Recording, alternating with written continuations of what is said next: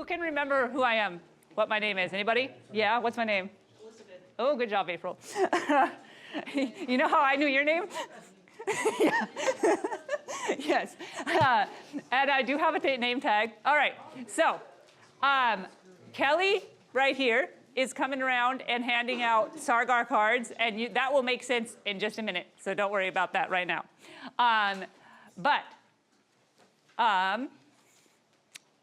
There's a SARGAR card for you right there. Okay. So for those of you who don't remember, I'm a teacher. If I get a little teachery, that's why. Today I'm going to be talking about searcher safety and SARGAR. This is something that I'm really passionate about, especially as a team leader. All of us team leaders, all of us team members, we want to make sure that our team comes home safe at the end of the day. And so we want you guys to be able to maintain your own safety. So that's a huge thing. Okay, so why do we talk about this? First of all, what we do is inherently dangerous. I know that is so shocking when we go out when it's wet and dark and somebody has gotten hurt or something, and that's why we're going out into the woods after dark and, you know, off trail and everything. But yes, strangely enough, what we do is inherently dangerous.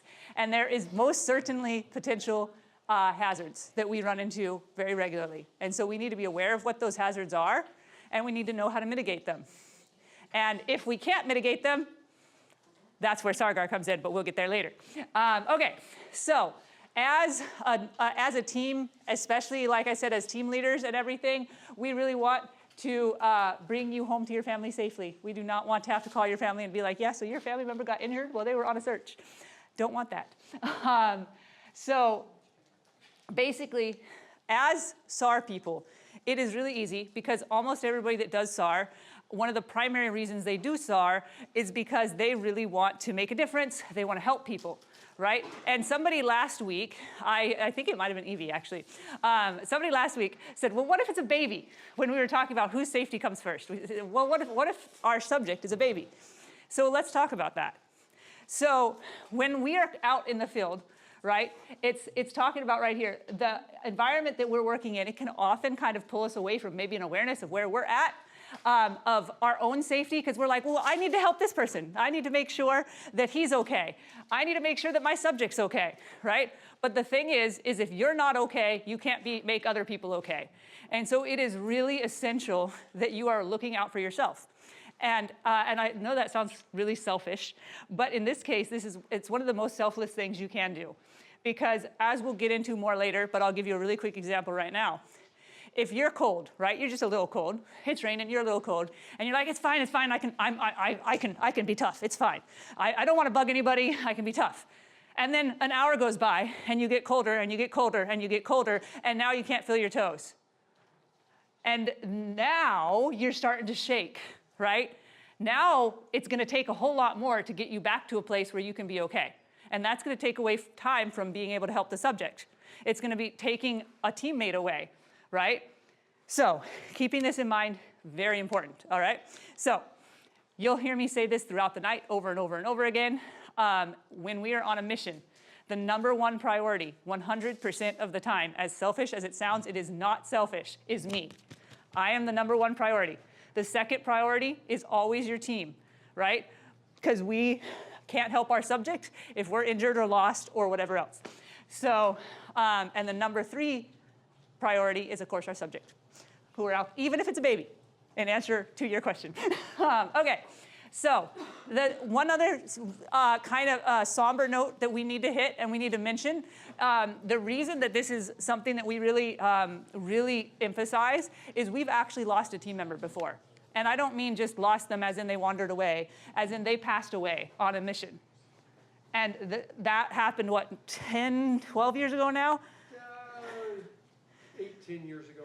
And it was extraordinarily, it was terrible. It was hard for the people that were there. It was hard for the teammates. It was terrible for the person who'd just been trying to make a difference, right? So I really, if you do not listen to anything else, what I want you to be able to walk away tonight is to be able to recognize hazards and to keep yourself safe when you're in the field. Does that make sense? Yes? Okay? Good. All right. So when we're going to talk about GAR later, so I'm not going to tell you what that is yet, but we do evaluate at the beginning of every every single mission we do, every single even training that we do, every single time the scenario changes, we do a SARGAR, which I will go into in a little bit. And what that basically does is it helps us look at what we're doing, and are we prepared to do that, and are we prepared to take on that risk that is needed to do that, and is the reward enough? Okay? It also gives everyone a voice, and on our team, not all teams do this, but on our team, one single red on SARGAR means nobody goes. And like I said, we're going to get into what that means more, but basically it means that if one person on your team says, I don't feel comfortable and I can absolutely not figure out a way to mitigate this problem, and mitigate in this case would be to like, okay, if you're looking around and the trees are, you know, blowing and it's 20-mile-an-hour winds and we're in the forest and there's widowmakers around, and somebody goes, man, I don't feel safe being out here, and somebody goes, okay, what if we wear helmets? Would that make you feel comfortable? And you go, no, it would not. That's a red. If it's like, yes, I'd still be concerned, but yeah, that would make me feel better, then it would be a yellow, right? But if one single person on the team says, I am not comfortable anymore, the whole team is not comfortable anymore unless we can find a way to have them be in base. Does that make sense? Okay, so this specifically is made to instill a culture that means that your voice and your voice and your voice and your voice and your voice and your voice and everybody's voice, the greenest member on the team and the most veteran member on the team, everybody's voice matters, like truly matters. And we want you to say what you feel, not just go with what your team leader says or your buddy says, right? Because you're the only person that knows your own capacities. You're the only person who knows what you're feeling like here and what you're feeling like physically, okay? So understanding SAR expectations for safety is really important. And like some of those are you don't go one person off into the woods before, somebody mentioned that earlier, and like wander away and nobody knows where you are because you're off going to the restroom. That would be a SAR expectation for safety. Okay, have confidence in your abilities, but know your limits. Now, this is exceptionally important once again. So in search and rescue, there's multiple different levels of certification, right? But even at the exact same level of certification, there's going to be people with vastly different skills, right? Like if I go out and I'm going to go climbing with Todd, right? There's things that Todd is way more comfortable with than I am, and there's a bunch of things that I'm way more comfortable with than he is, that I would feel safer doing. Like I scramble. I like scrambling. I don't mind that. It does not make me super nervous. When it gets above a certain level, he does not like it, which is totally fine. Different things that you're comfortable with. And there's things that he knows way better, and he taught me the mountains, so you know, not trying to give you crap, but maybe a little bit. Anyway, so, and the point here is that we all have different capabilities, and only ourselves really truly know what those capabilities look like. They can also change day to day. So like today, I came straight from Sammamish. I'm tired. It's been a long day. My capabilities today might be slightly different than if we got a call out on Saturday morning and I'd gotten, 9 hours of sleep and had a nice breakfast, and then I came to a search, right? Even that can change my capabilities, but only I know whether I feel capable of doing what is happening right now, what is needed right now or not. Does that make sense? Does anybody have any questions? I feel like I'm getting so little feedback right now that I'm going to ask somebody to summarize what I'm saying and tell me back. Ryan, can you tell me something about what I just said? Summarize a little bit. Why is this important? So we all can survive? Yes, yep. We can survive? Yes, so we can all survive. Okay, all right. What is, who's the number one priority? Yeah, good job. Who's the secondary priority? Yep, and third? Good job. Okay, now I feel a little better. Okay, this PowerPoint is slightly wonky in the way that it goes, and I apologize. It kind of pops all over the place. We're going to pop over from talking about hazards. We're going to come back to hazards. Now we're going to talk about hazards in base camp. So what's base camp? Anybody have an idea? Jake? It's where everyone goes, starts from and Yeah. away from. Exactly. It's incident command. It's where everybody starts from and where everybody goes back to. So in base camp, there's vehicles, there's tons of people, sometimes there's family members of the person that we're looking for. Sometimes there's animals, so we have a canine team. Snohomish County has a horse team, but we do not, I've never ever been on a mission with them. So, you know, who knows, there might be horses there. But there will most certainly be vehicles there. And so in base camp, when we're around vehicles, this is important, by the way, this will be on the test. We want to make sure that the vehicles that are in base camp are always maintained well, because that's our way to get home. That's our way to get our people out of the field, all of that. We want to make sure that whoever is driving the vehicle is not really super tired or has any other reason why they should not be driving a vehicle, right? And then we should always have road safety equipment and tools in them, which everyone should have. And we have a person that checks that all the time. But if you notice one of our trucks not having any of this stuff, like if there's something wrong with one of the trucks, like you see a light out or something, you need to let somebody know once you are using the trucks more. Okay. When you are driving said truck, whoever here is under 18, you can't drive a truck yet. But when you turn 18, and if you have a driver's license, then you can drive a truck. But if you are driving a truck, and there are people and animals and everything around, you do need to make sure that they know that you're there, right? And don't sneak up on them like a Prius. And I had a Prius, so you know, I can say that. It says use lights and horn when necessary. That's not often necessary. We don't usually go running down the trail coding, you know, and we don't actually do that, you know. But we do have a horn. We do have a spotlight.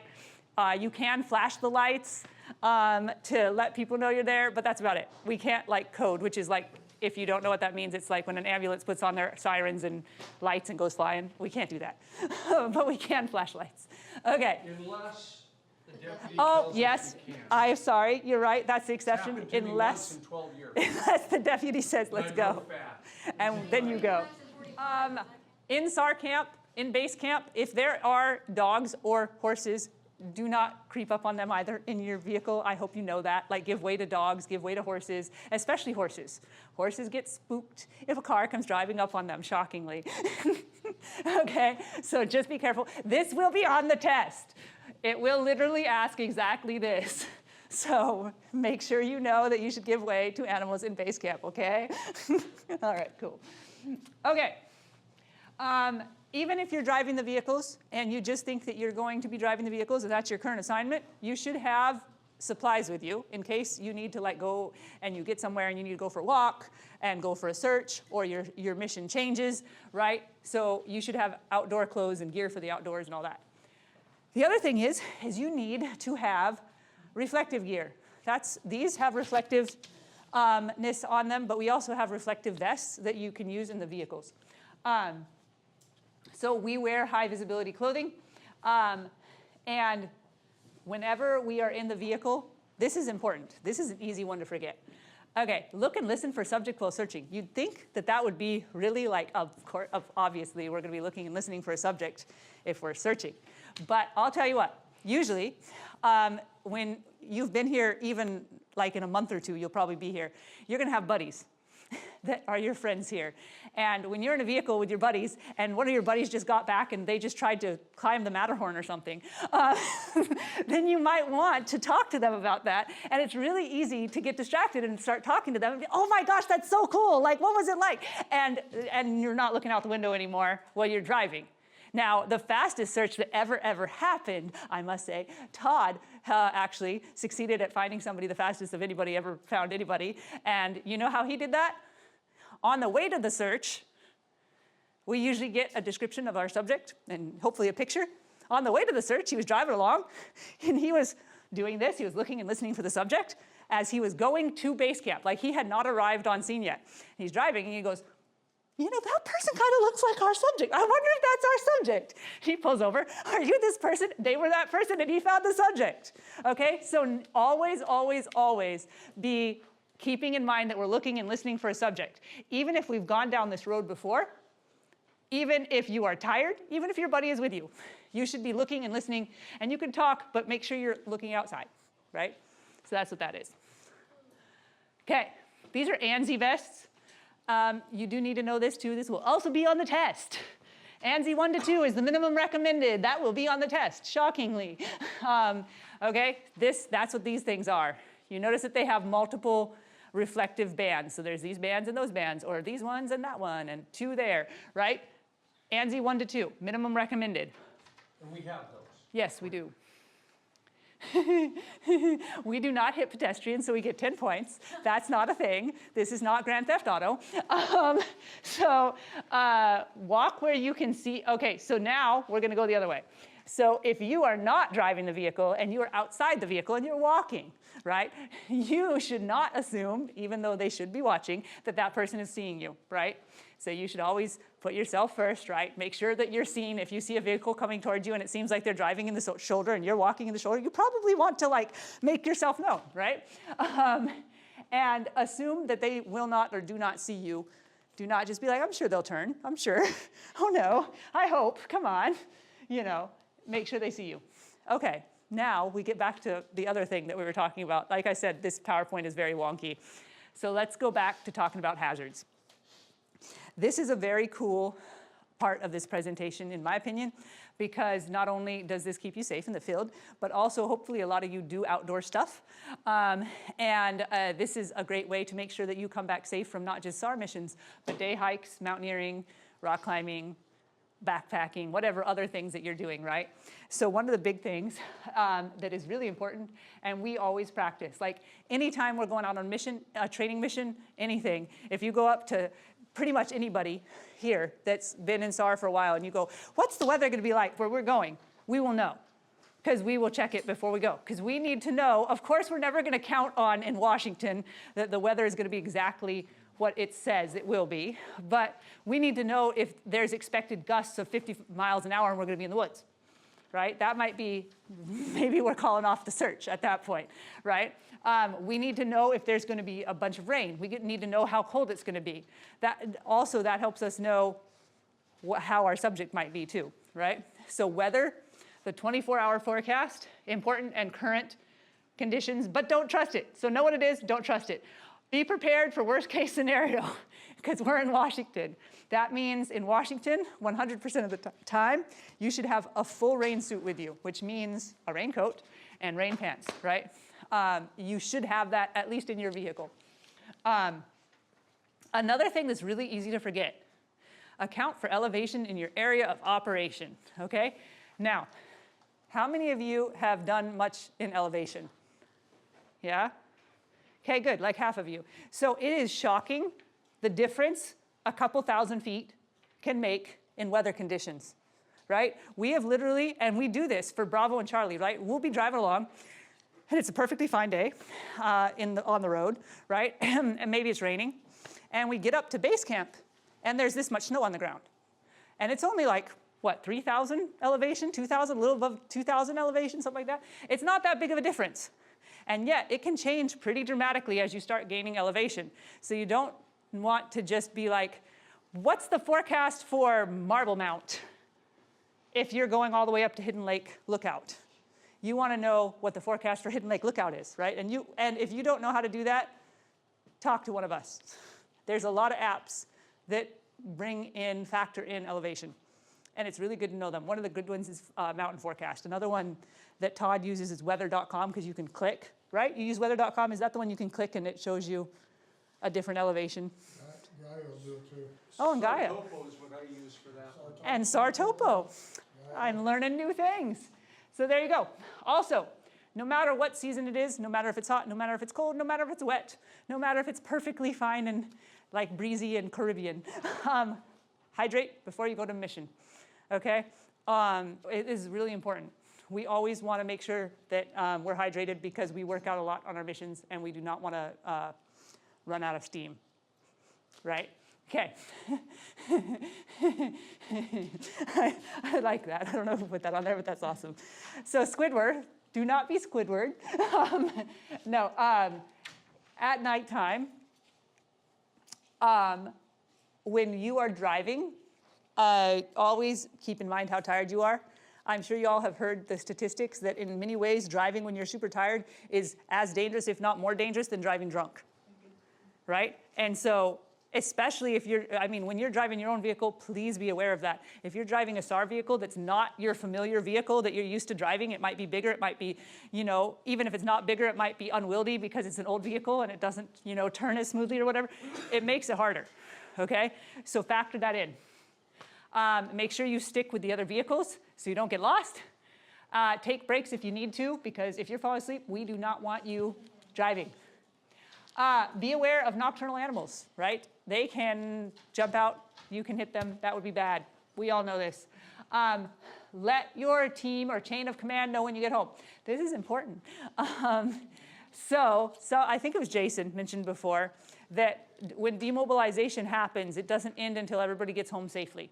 So we actually contact everybody and we go, are you home, right? And if you don't get back to us, you might get very embarrassing calls to your emergency contacts, because we're going to be worried. If we've been out in the field for 24 hours or even a shorter amount of time and everybody's tired and everybody's going home and you get home and you don't let anybody know you've arrived home safely, and we call and we text and you don't pick up because you're taking a shower or taking a nap, which has happened. I've had to be the person to make these calls. It's really not fun. Then your parents, your significant other, your person that lives in Arizona one time will get called because we want to know that you made it home safe, okay? So tell us. We go to your Seriously, emergency I had to do it. contact, It was call not them, fun. And then you have to deal with your spouse or whoever got woke up, or your mom and dad, or your emergency contact that we woke up at 2 in the morning wanting to know Because they're in where a different you're at. state, Then yes. you have to deal with them. And if nobody answers, the deputy goes to your house. Yes. Yes, that's true. I forgot that part. Yeah, so please let us know when you get home. We will tell you at the end of every mission, we remind you, we go, hey guys, text us when you get home. Please let us know when you get home. If you do not do that, your team leader will reach out and go, are you home? Keep your phone with you at home until you say I am home, okay? Okay, now let's talk a little bit more about hazards in the outdoors. Okay, so there may be some of us who have different levels of comfortability in the outdoors, right? So we have people who would be comfortable, you know, walking across a log that's this wide, right? On a SAR mission, you don't do that, okay? So we need to be aware of the natural terrain features and not be taking it all the way to the edge of our comfort zone and hanging out there. So this means, like, if you're next to a cliff, if this is a cliff and I'm hanging out right here, well, for one thing, Todd's going to yell at me really loudly. But also, that's not safe, right? Even if you feel perfectly comfortable, just not here. On your own time, if you want to walk across logs this big and you want to walk on, you know, next to a cliff and all that other stuff because you feel comfortable, awesome. You don't need to do that on a SAR mission. Okay, we don't want you to do that on a SAR mission. We want you to stay safe, and that means staying below where you could possibly go for the most part. Okay, so be aware of things like swift water. We're not allowed to go near swift water. We're not a swift water team. So if you see something out in the river, you don't go, oh, let me go see, and go walk out in the river. Okay, we don't do that. We don't go into the water. We can go near the water, but then you have to wear a flotation device, right? And so mud flats, bluffs, cliffs, slides, bogs, widowmakers. Who knows what a widowmaker is? Matthew, what's a widowmaker? Do you go by Matt or Matthew? Matt, generally. Matt, Yeah. what's a widowmaker? Oh, like a large branch or something that's hung up in the tree and could fall at any moment. Yep. And so you should always be looking around you, especially if you're going to be camping at a specific spot, to see if there's a dead tree or a dead branch or whatever that could easily fall if there's wind. That's a widowmaker, so be aware of that. Snow hazards. Snow covers boulders, for example. So you could be walking on a boulder field and not know it.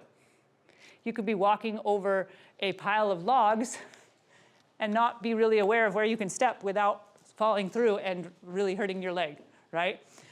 So be aware of that. Be aware of man-made hazards, like highways, condemned sites, dumps and drug sites. Now, here's a fun side fact. When we go on SAR missions, so often, I don't know why, we find very sketchy things. For real. Very regularly, we have found things and we're like, oh, we're not so sure. We don't know if we want to be here right now. Like one of the first missions I went on, we found a bunch of cats in cages. randomly. That was interesting. Cats in cages. You remember that? And the refrigerator outside that had all the spoiled stuff. It was on the one with the person. You remember the little the person that ended up in Burlington at the hotel or the motel? Oh, yes. Yeah, that one. Yeah, There was also shots fired too. The yeah, people shooting we had at people the shooting at our freaking drone randomly. We've had, we run into bogs all the time. We've also had find chemicals because you can come upon things like a drug site. A meth lab, thank you. Or a homeless encampment that maybe has things in it that you maybe don't want to play with, right? That is something we need to be aware of. And if you see something, say something, right? Because especially, it doesn't matter if you're the greenest person on the team.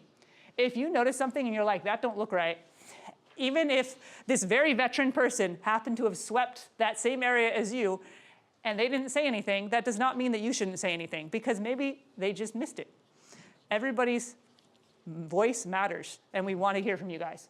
Okay. Also, if the hazard is bad enough, we call back to base and we use safety equipment like hazmat, which I've never seen that happen except for like once. And that was an evidence search. Okay. When we're out on missions, every once in a while we make fires. Not very often, but every once in a while we need to warm up a subject. We need to warm ourselves up, whatever, we make a fire. So when you make a fire, this is very important. You need to check the wind direction, the speed, and downwind fuel if you're planning to build a fire. Because a fire needs 3 things to burn. It needs oxygen, it needs fuel, and it needs a heat source, right? And so if you set a fire here, and the wind is blowing it that way, and there's dead trees over there, guess what you just did? Start a forest fire. And that would suck. We don't want that, right? You also need to be aware of fuse trails. Does anybody know what a fuse trail is? Anybody? Conducts a fire from one place to another. Yeah, and can you give me an example? Like a bunch of dried leaves. Sure. Also, oh, yes. Like, if you dig like a pit and you cut a root and it lights the root on fire. That's what I was looking for because it can follow a root back up to the tree that root is attached to. Good job. So be aware of what's around you. Make conscious decisions around what you're doing and always know how you're going to put your fire out before you start a fire. So you need to know exactly, do you have a way to throw dirt on it? Do you have a way to put enough water on it to actually smother it? How are you going to do that? You need to know that. Also, be aware of fire restrictions and burn bans and obey them, please. We do not want to start a forest fire. Whenever we get near water, we don't go in it, period. Very rarely is that not the case. But we're still going to go over some few things. That's not true, because we cross creeks all the time. Well, yeah, that's true. That's fair. Creeks we cross. Sorry, I mean like rivers and such. We do not go into rivers. Yes? What about lakes and ponds? We do not usually go into lakes or ponds either. Biggest, deepest, swampy. We go around them. Yep. But if somebody by chance falls in the water, we always do the throw and retrieve, not the walk in and save.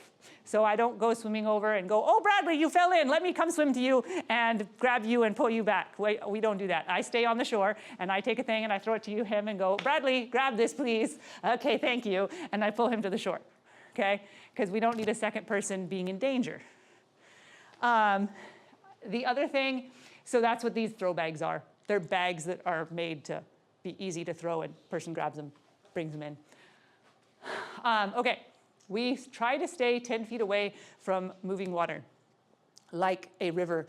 Streams we walk across very regularly, but even when we're walking across streams, we don't walk across if they're like above our knees. We're not going to be very often. Well, okay, we don't generally tell people to walk across when it's above our knees. Every once in a while that happens. There are exceptions to every rule. Depends how fast it's moving. There's a whole bunch of. Sure, but for the most part, don't go in deep water, okay, or moving water in general.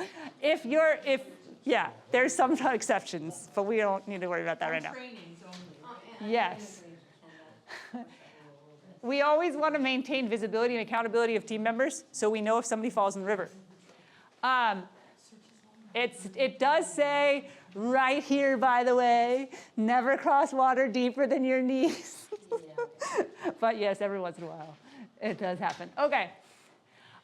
If somebody does, by chance, fall into swiftly moving water for some reason, like we're walking along and the ground gives out from beneath them and they fall in the river or something, use downstream lookouts because obviously that's where they're heading. And you're going to use audible signaling, like shouting, whistle, whatever. Use reach and throw. I already talked about that. For the person who's in the water, how many know what you're supposed to do with your pack when you're crossing swiftly moving water, like on a log or something? What? You unclip it Yes, why? because your pack can drown. Exactly. Completely correct. Bailey is right, because it could pull you under. There's things called strainers, which are like logs that are over the top of the water, that if you get pushed under those, they hold you down under the water, basically.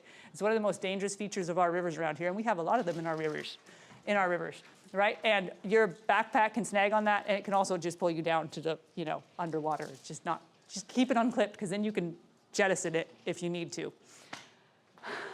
Okay. If you are in the water, try to stay up on your back and keep your feet up and pointed downstream, and try to swim like downstream and towards the side as much as you can. Avoid strainers, as it mentions. And if you do manage to get yourself on shore, don't go, okay, cool, I'm on shore, now I'm going to go find my teammates, and go head off into the woods, right? Yes? It's a strainer. I just explained that, but I will explain it again. Actually, anybody else hear what I said about strainers and want to explain it? Bailey? It's like a log that is across the water, and if you go under it, you can get stuck. Mm-hmm. And sometimes it's a log jam, so it's a bunch of small. It can also just be a bunch of small, like interconnected, like they've pushed together. Anything that you can get pushed under, and it basically holds you under the water. Then you're in trouble. Okay. Elizabeth, will you be done in 12 minutes? I think so. Okay, remain near the shore. At the exit point, don't go looking for people. Okay. We carry first aid supplies. We have a butt pack. We talked about that before. There's also an EMT butt pack if you have an EMT with you, which you probably will, because there's a lot of us EMTs. You'd have to maintain current first aid, as Eileen told you earlier. Eileen performs periodic inspections of our first aid kits, and sometimes we help her.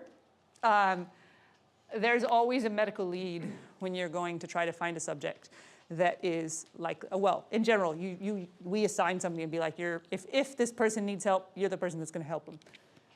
Okay. When we're in helicopters, when we're near helicopters, we really want to make sure we have two-way visual contact with a crew member from 12 o'clock. So you guys know what I mean when I say 12 o'clock, right? Okay, good. Anybody not know what I mean when I say 12 o'clock? Okay, thank you for being honest. So 12 o'clock is straight ahead. If you see right here, oh wait, I have a blink thing. See right here, right in front, that's 12 o'clock of the helicopter. You don't want to be there because the blade comes down low there. So you approach from the side. Never approach from the front or the back. So 12 o'clock or 6 o'clock, do not do it. Keep in mind that when you're around a helicopter, there's such thing as rotor wash. Has anybody ever operated around a helicopter before? Oh, nice. Okay. Well, yeah, I know you guys have. Steve, you have? Do you remember the first time you did and how much rotor wash there was? A lot. Yeah. It sends literally everything flying that you do not have secured to you, like hats, coats, whatever. It's gone flying. Okay? And the other very bad thing about that is if you have unsecured things and the helicopter's in the air and the rotor wash catches it, it can throw it into the blades and catch the blades, and the blades can break. So if you are around a helicopter, you need everything secured, especially ropes, anything loose. Don't have that around a helicopter. In order for a helicopter to safely land, they generally need 100 feet by 100 feet flat, open landing spot. Some helicopters can land in as small as 60 foot by 60 foot, but this is the rule of thumb. 100 foot by 100 foot. This is where, so you notice we're approaching where we approach from. We usually approach from the side. We can sometimes approach from the front. It depends. There's different helicopters that every helicopter is slightly different. So we have, like if we have the military helicopters come in, they're gonna be different than the sheriff helicopters and everything. And so the biggest thing is look to the crew. They're gonna explain what they want you to do. They're very good about that. Any questions about this? Tara? Questions, just keep earplugs in your pack, because Yes. if you're on a mission and a helicopter gets dispatched, you really want earplugs. Them things are loud. And if you're dispatched on a mission where there's a comm fracture or like a break, likely there's a helicopter that's gonna be coming, carry a helmet with you too. And True. safety glasses. You should always have the safety glasses, but the helmet and the earplugs, I keep no matter what in my pack, because you just never know. Yep. And you really wanna have a helmet and earplugs. Yep.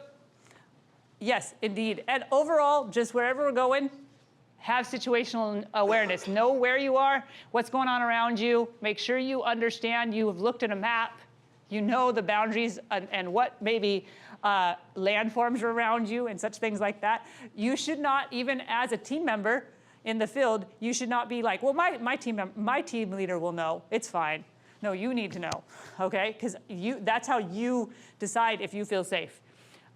Get a sense of what direction camp is. That's what a bearing is. Well, a bearing, you'll learn more about that later. But get a sense of what direction camp is before you go leaving camp. Always, always, always, this is going to be on the test. Anticipate problems and have a contingency plan. Here's some things that happen. This happens on 75% of missions. Literally. There's a lot of minerals and stuff in the hills that disrupt radio communication. And so we have things that we've been using to try to mitigate that, and it has improved it. But I've been a half mile away from the comms van before, and no ability to have communications. And then there's other times you can be 3 miles away and you can talk to them fine. It's very dependent on where you are. And so what do you do if you do lose communications? What if somebody has a medical emergency, right? And this means your team member, right? What if a team member wanders away? Well, hopefully you don't ever go anywhere by yourself, so this would hopefully not happen. What if the weather turns really bad? What if there's hazards we run into? How do we get out if something bad happens? Will I run out of gas? All of these things happen. Yes, Ethan. Yes, I know. Okay. Your own gear, make sure you clean and inspect it very regularly. Check for dirt, corrosion, expiration dates, and if it still works. Basically, repair it when you need to. Make sure you have new batteries in your headlamps when you're going on a search, for real, and backup ones. Maintain an operational pack. Most everybody on SAR has a SAR pack that is in their vehicle 90% of the time. So like if a SAR call out comes and we're free, we can just go. We don't have to go and throw all our gear into a pack before we go. It's just in our vehicle, it's already packed. So that's what an operational pack is. We don't go into property that's posted no trespassing unless the sheriff tells us to. So sometimes the sheriff's the only one that can tell us to do that. Sometimes they've gone and they've talked to the people, and the people have said, yeah, it's fine, you can come and search in my property. You might need a deputy with you to go there. Yeah, this is true. Some properties. If you run into people shooting at your drones, or aggressive dogs, or suspicious people, or other perceived unsafe situations, back away from the situation and report to command. All right, be confident in your skills, but know your limitations. We say that over and over and over again. Have confidence, but know what your ability is, and when you've reached that or you're getting near it and you need to maybe take a step back. Get extra training. There's lots of opportunities. Get more training. It is awesome to have a more expanded repertoire in the outdoors. And then use SARGAR to identify hazards, mitigate them, and execute your assignment safely. What is SARGAR, you ask? Tara and Todd, will you come on up? Okay, so SARGAR is something that you will get so used to that you are going to, you just need to know this inside, outside, upside down, and backwards, because we will do it 1,000 times. So SARGAR is what we do before every single mission. On your tables, you have little cards. This is when you can look at those cards and kind of follow along with what I'm saying. I'm going to give you guys an example of what this looks like. So we're on a mission, right?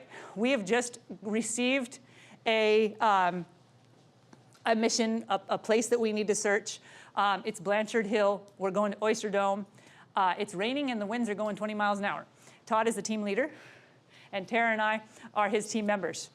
So we come up, we get together, we go through SARGAR.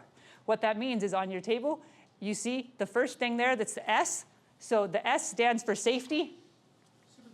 Supervision, I don't know, sorry. The acronym is safety, is what I meant. The acronym is safety, the S stands for supervision.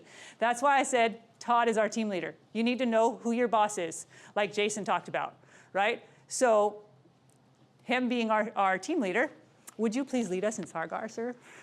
No, I'm gonna have you do it. And that can also happen, so you can delegate to one of your Always team have members. somebody else do it. And we will do this to you all the time when you're on trainings, because we want you guys to know this inside, outside, upside down, and backwards, and not accidentally say safety when it's supervision. So, supervision, how do you feel about this?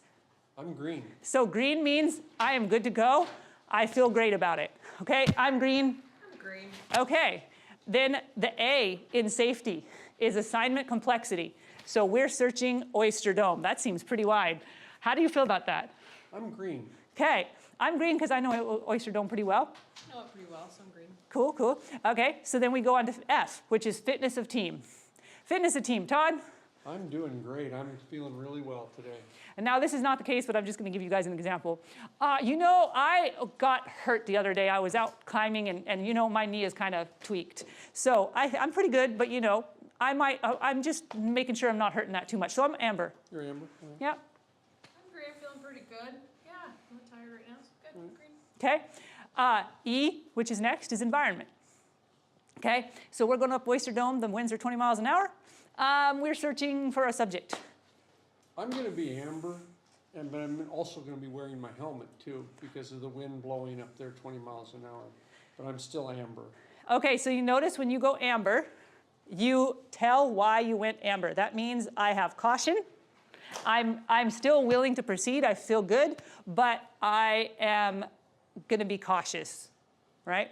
Okay, I'm also amber for the wind reasons as well, and also my knee, you know, is kind of hurting me, so amber for me, because we have to go up a hill. Got the gear, got the jacket, got the helmet, so yeah, I think I'm doing pretty good. I'm green. Okay, and then T is a team, right? And what does this look like? Okay, so if in this case the subject was off the side of Oyster Dome, our team capacity would no longer be good enough to get that subject. But for right now, team capacity, do we have the ability within this team to go search Oyster Dome? Todd? I'm green. I'm green. I'm amber. There's very little team members. If we have to litter this person out, that's going to be a lot of strain on. We're just the searching team. right now, though. Okay, well, I know. You know. I'm amber. I'm still Okay. just concerned. See how she stood her ground when That was good. When the team leader came at her with something else, she still stood her ground. Because She's Amber. he's not trying to talk her out of it. He's just trying to go explain more. Like, are you cool with our current assignment? I'm cool with the current assignment, but just, thinking ahead just in case, but Okay. cool. And then I is improvisation. Our ability to improvise if things go wrong. Do we feel like we have what it takes? Like if we randomly get stuck out here overnight, can we Backup improvise that? Do we have a backup plan, sir? Yeah, well, I've got my 24-hour pack. I'm good to go, so I could spend the night out here if I had to. Yeah, and I got a bunch of worm clothes and I got some extras too. I got some heaters and all kinds of stuff. So I'm green for improvisation. Got my tarp. I'm good to go. Okay. So our team would be SARGAR Amber for fitness and environment. The reason for that is because even though I was the only person on the whole team that had an injury, right? And I was amber for fitness, but both of them were green. If one person on the team is amber, the whole team is amber for that aspect. For environment, it was Todd, myself, and Tara were all amber. Oh, and we're actually amber for one more thing, environment, fitness of team, and you said team capacity. And so because Tara was the only one that was amber in that case, which means that we're all amber for that as well. Because we work as a team. We're either all that or we're all that. Does that make sense? Okay. Any questions? And then you got team 1 ops status. Then you call it in. We're SARGAR green, we're SARGAR amber for environment, fitness, and teams. team capability. I can talk for real, I swear. Team capability. Now, what could have happened here is I could have said that I'm red because of the weather Because the wind. and the wind, and Elizabeth would have said, well, could you put your helmet on? Would you feel better? And then I'd go, yeah, I could put my helmet on, and then I'd feel better. So now I'm an amber. But if I was a red, we weren't going, or I wasn't going, they could still go with another team leader, which Elizabeth is, and they could go anyway without me. I could stay back at the truck and not go. Because I wasn't comfortable going out into the wind, even if I had a helmet. So. Totally. Matt, you have a question? Yeah. So for fitness. Yes. Okay. You said that you had a knee injury that was kind of bugging you. And let's say, Todd had said he was green, and then you were like, oh, I'm amber because my knee is bugging me, but I think I'm okay. Could Todd be like, well, now because I know that we have an injury on the team, now I'm a red? Well, he as a team leader could be like, what are your thoughts? What are your feelings? This is about your own fitness, your own feeling. And so if I say I'm good, I think I'm good. If I was like broken and then he was like, Elizabeth, you really She's going cannot. like this up the Like- trail, I would leave her back at base camp. He would not leave me on the trail, to be clear. He would leave me at base camp. So I might, this you just happened never know. recently. So I tore my ACL last year, and I got reconstructed. We were just on a mission a couple weeks ago, and I went up, and it's when we were doing SARGAR, I said, I'm recovering, I'm cleared from my doctor to do this, but I'm still guarding. It's in my mind, right? We got to a spot where we were off trail because the subject was off trail. And I told Todd, I said, I'm starting to get a little sketch right here, like, this is getting kind of to my limit. And Todd was like, look, can you see the path down to the subject? Do you feel comfortable getting down there? And I said, yep, peace. But my second option was to go back. And he left that up to me, right? Like, we talked through it, but I communicated to him the whole way through what I was going through in my head. We talked through it, I felt comfortable the whole time, and I had options to back out, to go back to trail, or to keep moving forward. It's all about communication with your team leader at that point in time, and what you feel comfortable with, which we'll continue to talk about in a little bit when I And you should have seen her. She was doing 3 miles an hour plus uphill, Damn. leaving us all in the dust. I had to keep slowing her down. Jason, you She have was recovering from an ACL.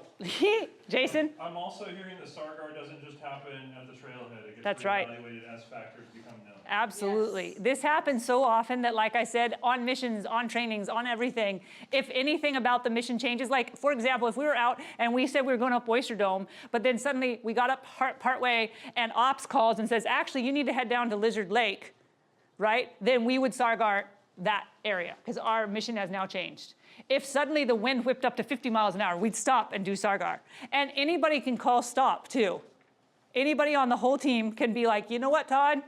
Can we SARGAR? Because I'm Definitely. feeling a little different than I was Good one, 'cause before. I was thinking it, I just didn't say it. Yes.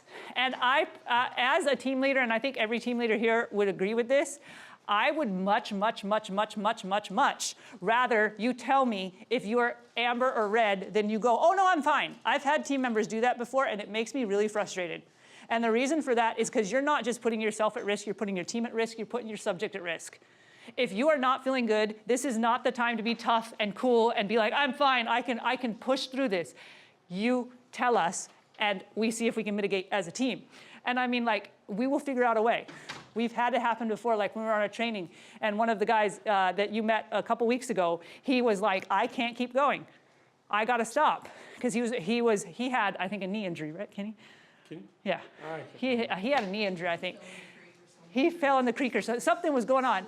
And he said, I can't keep going. And we respect that. We want you to do that. We will respect you far more if you're willing to tell us when you're having a rough time than if you're like, oh no, because then we don't know if we can trust you. We don't know if we can trust your SARGAR if you just tell us green because you want to sound cool, right? Because you want to be cool enough, because you want to be, oh, I'm fine, I'm new, I want to prove myself. Or you're afraid of making waves. Right, or you're afraid of making waves. Or you want to impress us, because I know when I started, and the reason I say this is when I started, I wanted to impress the team. It was really important to me. I wanted to impress everybody around me and make sure that they felt like I belonged here and that I could be in the woods and be in these kind of situations and I'd be okay. And so I would not necessarily talk about it if I was not feeling good. And because of that, I got way over cold multiple times and ended up having to stop. Part of that. She was my team leader. I do remember that. Yeah, she was my team leader during training. But anyway, that is my rundown. Is I really emphasize, make your voice heard, examine the hazards, become very familiar with SARGAR, and know this mnemonic inside, outside, upside down, and backwards, because we will make all of you do it 1,000 times. Here we go. Supervision, assignment complexity, team fitness, environment, team, improvisation. You can put those cards that you got into your badge when you get your badge into there. That's where most of us have them.